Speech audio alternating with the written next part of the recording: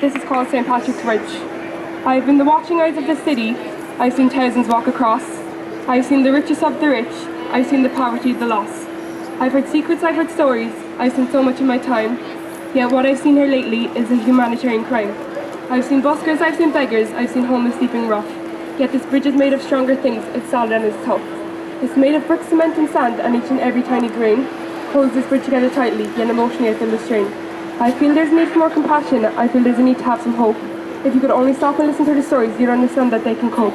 For I cannot keep supporting them on my own, this isn't fair. My structure was built for other things, this I shouldn't have to bear. If only you could understand them, help them out and wipe the chairs, as I know exactly what I'm saying, as I have stood here all these years. Thanks a million, Erica, that was fantastic. Our next speaker is Evie Evans. Evie Evans is going to speak on what it's like living with disabilities and on the housing waiting list. So I'm going to hand over there now to Evie.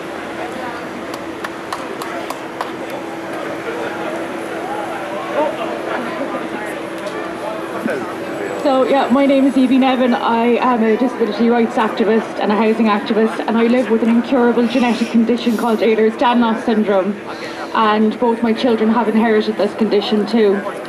It causes frequent dislocations, chronic pain, chronic fatigue, weakness and fainting episodes, to name just a few of my symptoms. And due to this condition, my doctors wrote a letter to Cork County Council back in 2017 requesting that we've been put into ground floor housing. 2.5 years later, and we've heard nothing. Our local and national governments seem to forget that people with disabilities have families too.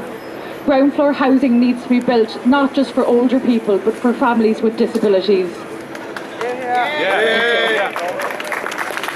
It's been 10 years since we were put on HAP, and 2.5 years, like I said, since we applied for ground floor housing.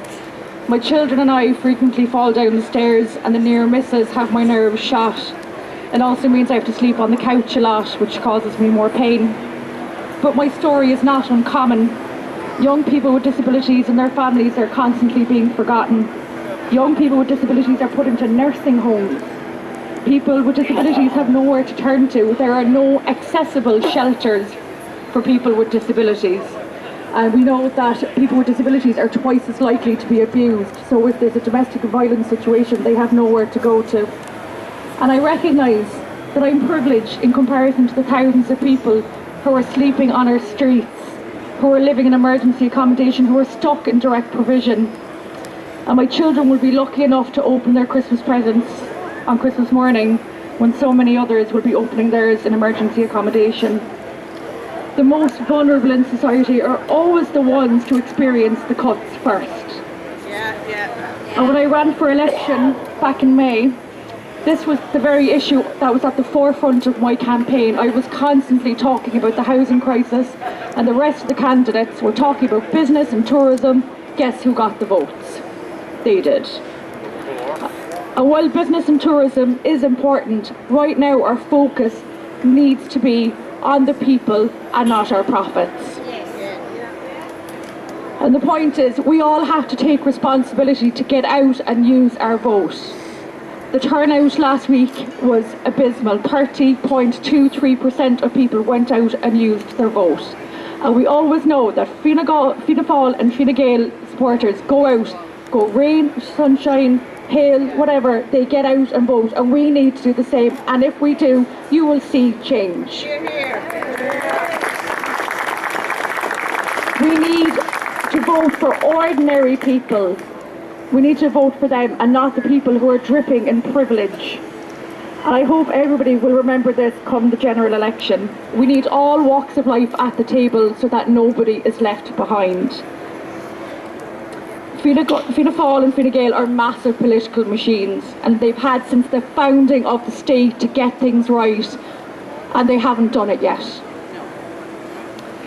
Homelessness is at an all-time high. Children are being born into homelessness, and we've seen the stories of their development being delayed. People are dying on our streets, people are dying in emergency accommodation, people are dying in direct provision, people are dying on trolleys. What else do we have to do to make them listen to us? We are the third richest country in Europe. Is anyone actually feeling that? Is anything different since the austerity years? I think not. And to ask for an end to the housing crisis is not a lot to ask for. Even though I didn't win the election, I still have people constantly coming to me asking for help. I'm inundated with emails and phone calls from people with disabilities who have nowhere to turn to, which begs the question, where are our elected representatives? What are they actually doing to fix this? Thank you.